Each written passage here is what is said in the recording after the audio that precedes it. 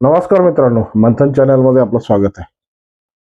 महाराष्ट्राच्या राजकारणात कशी उलथापालथी होतात आणि महाराष्ट्राच्या राजकारणात टायमिंग कसा महत्वाचा आहे हे सध्या धनंजय मुंडे यांच्या दिल्ली दौऱ्याने स्पष्ट केलंय. धनंजय मुंडे हे दिल्ली दौऱ्याला निघाले आणि राजकीय वर्तुळात अशा पद्धतीचा घमासान सुरू झाला की जस काय या संदर्भातून नवीन काहीतरी मोठा हादरा बसणार आहे. जरी मंत्रिमंडळात त्यांचा कमबॅक होत असेल, सामाजिक परिस्थितीमध्ये त्यांना पुन्हा संधी मिळत असेल, तर सामाजिक परिस्थिती बदलण्यासाठी एक नवी संधी म्हणून त्यांच्याकडे का पाहिलं जात नाही, हा सगळ्यात मोठा मुद्दा.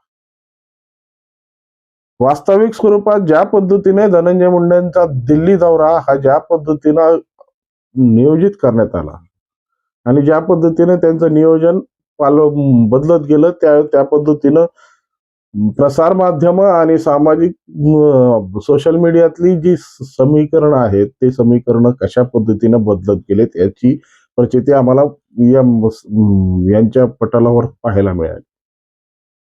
माणिकराव कोकाटे यांचा राजीनामा, त्यानंतर धनंजय मुंडेंची या मंत्रिमंडळात वर्णी लागणार अशी भाकीता तयार करून ज्या पद्धतीचा वादंग निर्माण करून महाराष्ट्राची परिस्थिती चलबिचल करून टाकली.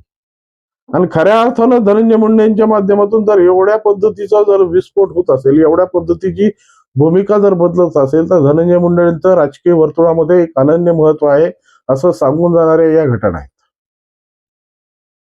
या कार्यशैलीच्या पद्धतीनं ज्या पद्धतीची वादंग सगळ्या महाराष्ट्रात उमटले आणि या महाराष्ट्राच्या परिस्थितीमध्ये प्रत्येकाच्या तोंडावर म्हणजे जवळपास दिवसभर 2 दिवस त्या गोष्टीवरच चर्चा ही ज्या पद्धतीने होऊ लागली गल्ली ते दिल्लीपर्यंत, म्हणजे गल्ली गल्ली म्हणले तर परळीच्या गल्ल्यांपासून तर महाराष्ट्राच्या राजधान्यांपर्यंतच्या ज्या काही भूमिका बघितल्या तर प्रत्येकामध्ये वेगवेगळ्या पद्धतीची सोय होती.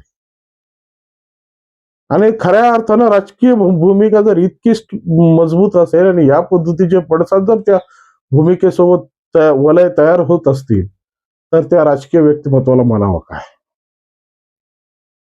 खऱ्या अर्थानं ज्या पद्धतीने आरोप प्रत्यारोपाच्या भूमिका त्याच्यावर त्यांच्या आजूबाजूला वलयांकित होत गेल्या आणि या वलयांकित झालेल्या घुसमटीत नेहमी त्यांचं जे राजकीय भवितव्य ते धोक्यात आलेलं आहे.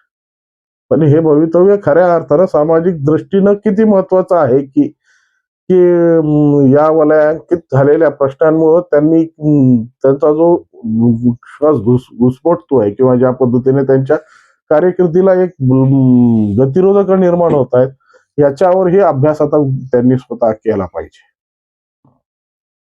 कारण की या सगळ्या प्रकरणात किती धनंजय मुंडेंचा रोल आहे आणि धनंजय मुंडे या संदर्भात किती जागरूक म्हणजे किती सशंक बुद्धीनं, पण एक मित्रप्रेम आणि एक सामाजिक भूमिका या दोन गोष्टीतून ज्या काही भूमिका त्यांच्यावर ओढावल्या गेल्या ना, त्याचं नुकसान या महाराष्ट्राच्या धर्तीला किंवा या बीड जिल्ह्याच्या भूमीला किती होतंय यांनी आता त्यांच्या बुद्धिपटलावर तपासून पाहावं. वास्तविक स्वरूपात अनेक पद्धतीचे आरोप आणि अनेक प्रकारचे प्रत्यारोप नेहमी होत आलेले आहेत. आज सोशल मीडिया जिवंत आहे, आज सोशल मीडिया सेन्सिटिव्ह आहे, म्हणून या पद्धतीचे प्रयोग आता फसतायत. पण आठवा अगोदरचा काळ की या अगोदरच्या काळामध्ये काय काय भूमिका कशा कशा पद्धतीने घेण्यात आल्या आणि कशा पद्धतीने मुस्कटदाबी करून विषय थंड करण्यात आले, त्याचा जर आढावा घेत बसलो ना तर अनेक प्रकरण उकलतील, अनेक प्रकरणावर उजाळा येईल, अनेक प्रकरणाची उजळणी पुन्हा लोकांच्या समोर येईल. पण ते काढणं गरजेचं नाहीये, कारण की भूमिका आणि उद्देश हा दोन्ही स्पष्ट पाहिजे. सामाजिक पटलावर ज्या पद्धतीच्या राजकीय समीकरणातून जी काही भूमिका मांडता येते ती भूमिका विकासाच्या दृष्टीनं साधक असावी, समाजाच्या पद्धतीनं ती रुचणारी असावी आणि भवितव्यात त्याची पडसाद चांगल्या पद्धतीचे उमटावे या दृष्टिक्षेपाचे आम्ही पण आहोत. पण विनाकारण जर एखाद्या गोष्टीचा रंग रंगवून जर स्वतःच्या स्वार्थासाठी स्वतःच्या मतलबासाठी जर त्याचा गळचेपी होणार असेल तर खऱ्या अर्थानं हेही समाज पटलावर खऱ्या अर्थानं तपासणं गरजेचं आहे. सगळ्या गोष्टींचं जर वलय एकीकडेच येत आहे आणि ज्या पद्धतीने धनंजय मुंडे यांनी दिल्ली दौरा केला की लगेच बजरंग सोनवणेंनीही ज्या पद्धतीच्या भविष्यवाण्या केल्या, खऱ्या अर्थानं हा विषय अजूनही सत्ता सारीपाटामध्ये किंवा सत्ताच्या पटलामध्ये कुठेही नमूद करण्यात आलेला नाहीये. महाराष्ट्राच्या राजकारणात ज्याची वर्णी लागणार आणि ज्याच्या पद्धतीनं पुढच्या भूमिका घेणार, ही जर परिस्थिती अगोदरपासून चर्चेत असली असती तर कदाचित त्यांच्या दिल्ली दौऱ्याला एक अनन्य महत्व प्राप्त झालं असतं. पण फक्त भाकितांच्या डोंगरांवर तर्कवितर्काचे तुरे खोसून सामाजिक परिस्थितीमध्ये कशा पद्धतीचं द्वंद्व आणलं जातं आणि सामाजिक परिस्थिती कशा पद्धतीने विटी जाण्याचा प्रयत्न केला जातो ना, हे याचं मूर्तिमंत उदाहरण आहे. वास्तविक स्वरूपात सगळ्या गोष्टी या समतोल असल्या पाहिजे, केलेल्या गोष्टींचे प्राश्चित्य मिळालेच पाहिजेत. त्या गोष्टी प्राश्चित्ताशिवाय तो माणूस पुढं त्या गोष्टीच्या वर दृष्टिक्षेप टाकत नाही. पण या सगळ्या गोष्टी जरी खऱ्या असतील तरीही ज्या पद्धतीची वावटळ आणि ज्या पद्धतीने परिस्थिती निर्माण करण्यात आली, त्या परिस्थितीला काय म्हणावं हाच आता सगळ्यात मोठा प्रश्नचिन्ह उभा राहिलेला आहे. धनंजय मुंडेंचा एक दौरा ज्या प्रल्हाद जोशींना घेऊन ते आणि अमित भाई शहाची भेट घेण्यासाठी गेले, कदाचित अनेक संकल्प असतील, अनेक प्रकारचे उलथापालथी असतील, अनेक प्रश्नांची मीमांसा असेल. त्या प्रश्नांच्या मीमांसा सोडून ज्या गोष्टींचा खऱ्या रोख धरून धनंजय मुंडेंनी दिल्ली गाठली, त्या संदर्भात त्यांच्याशी विचारपूस करण्याशिवाय मीडियाने बाकीचं सगळं पटलावर मांडलं.